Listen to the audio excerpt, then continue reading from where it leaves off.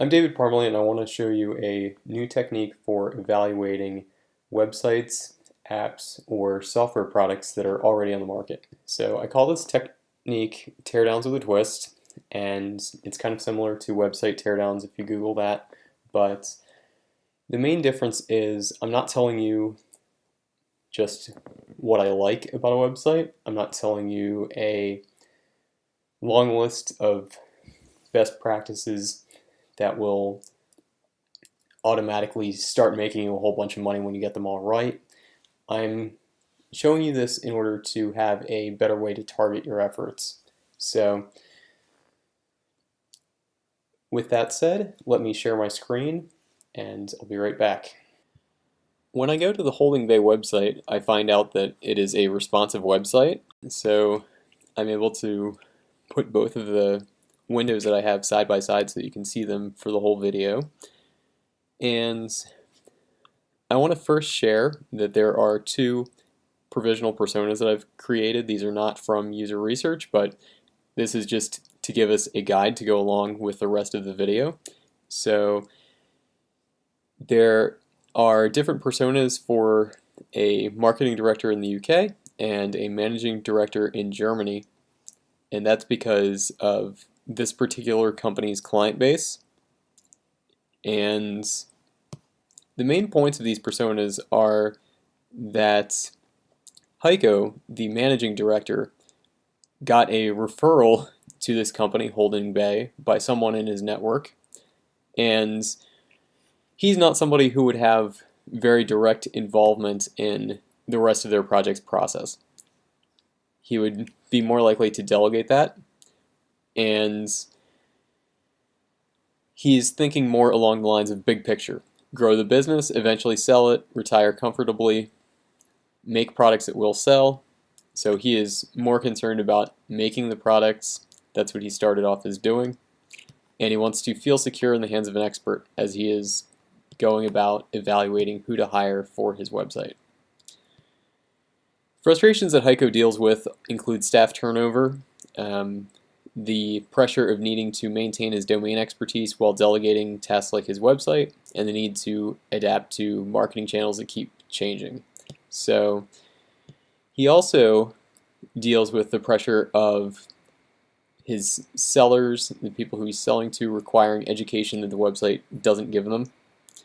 And he's also not sure when he goes to hire a developer how well that person will handle cultural and communication differences because he is German and he speaks German.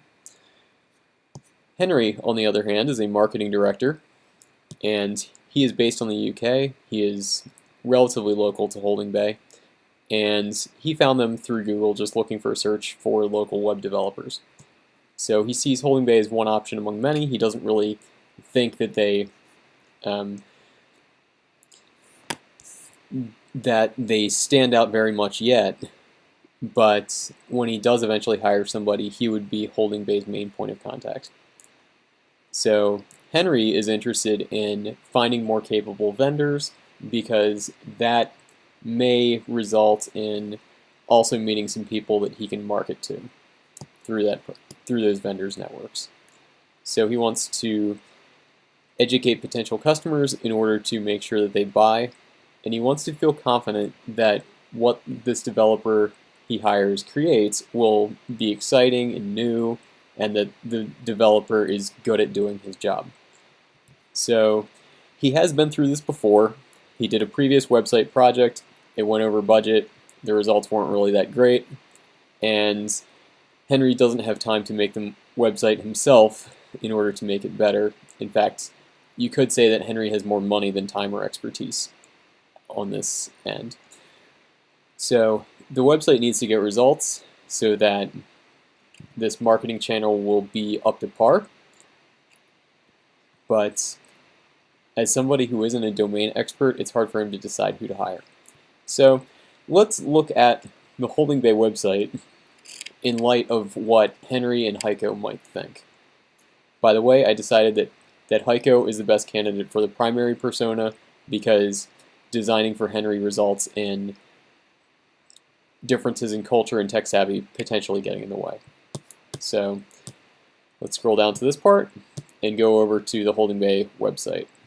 So first I notice that it looks like there's a picture of a room here with some sort of very complicated machine, and the top of this page shows me that this might actually be an engineering company. They might be selling engineering services as opposed to websites. So, I mean, the fact that it mentions your company website is a good thing, but on desktop this doesn't really scale that well because this picture just gets huge. So here, Tristan, the owner of Holdingbay, is talking about how he focuses on companies that create physical products and do manufacturing in the UK or Germany. So one thing that's not very clear on is why doesn't this include the rest of Western Europe? So that's something that might be good to speak to, whether that's on your website or in your sales process. And I like how you've got a button here that says, "Is my project ready?"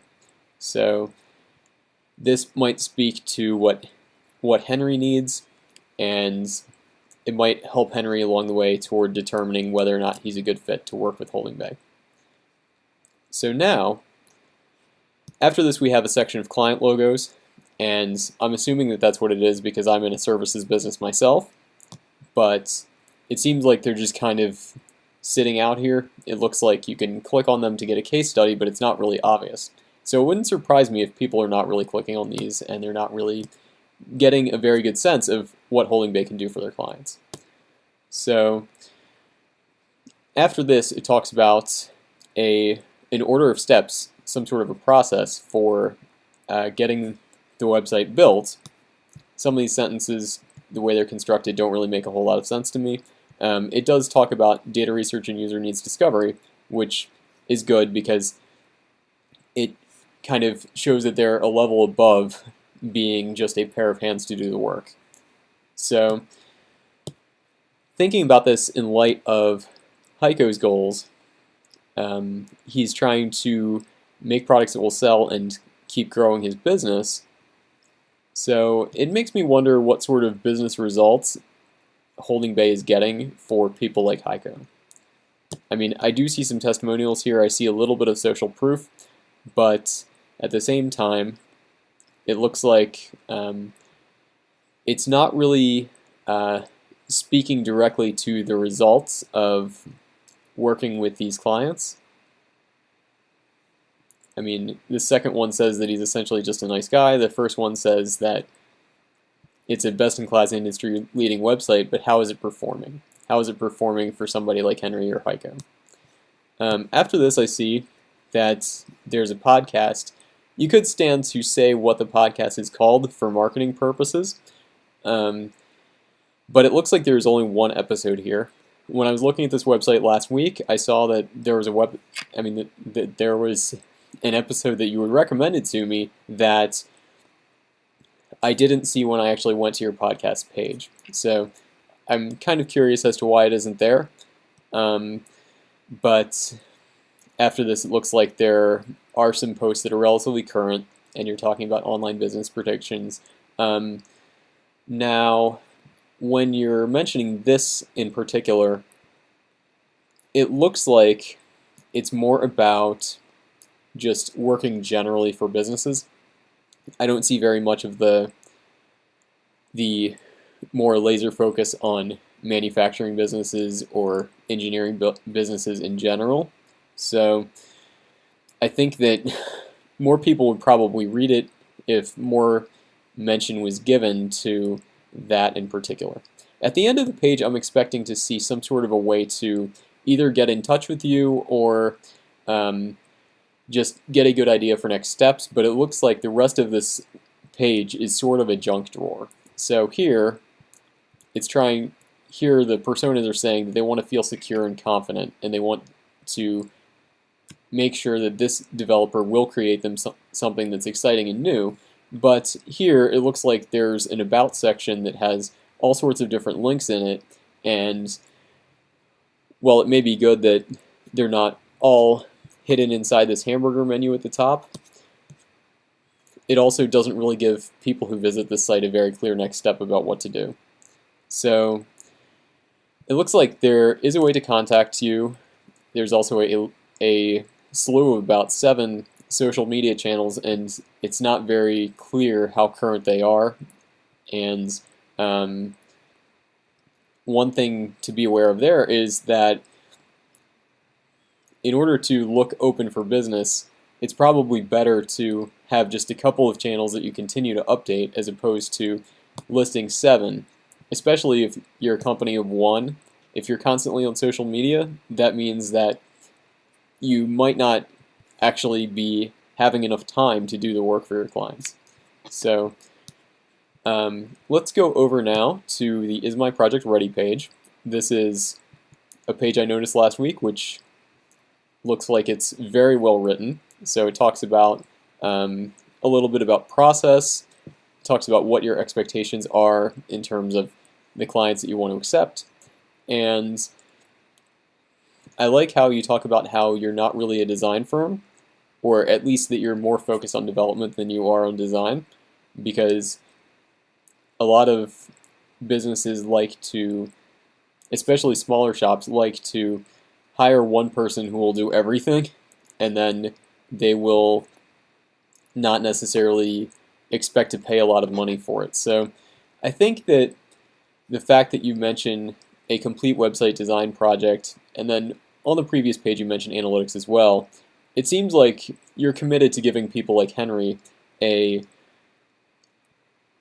confidence that you're going to give them the results that they need.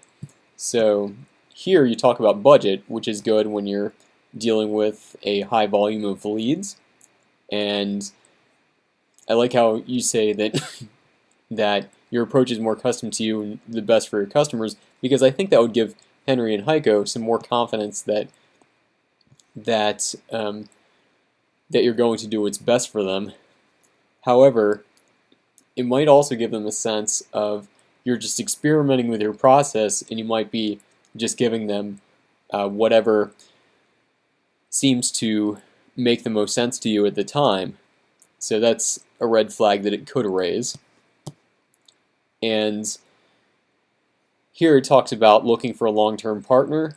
So it might be good either now or in your client onboarding to just set a little bit more expectations about what this could entail, if you provide a whole bunch of follow-on services for free or what. It looks like this copy could be raising a little bit more in terms of questions. So down here at the end, I think that there's a little bit more of a way to give people a clear next step. So here you've got time slots available for 15-minute calls. It doesn't really say who is going to guide the calls, which could be a little bit of a trap that consultants tend to fall into, is letting the customer just spend the entire time telling you everything they want, and then you don't find out anything that you need to find out from them. That's a problem that I've run into when I haven't guided my calls very well. So that's something that may be just a good thing to be aware of as you're dealing with your client onboarding. But anyway, thanks very much to Tristan for letting me take a look at his site for a sample of this. Typically my videos for Teardowns with a Twist are quite a bit longer, and they go into a little bit more depth, but this is just a way to demonstrate this technique. So if you're interested in having this done for your own website, your own app, your own software product, I would love to hear from you, and you can get in touch with me at davidp.io. Thanks.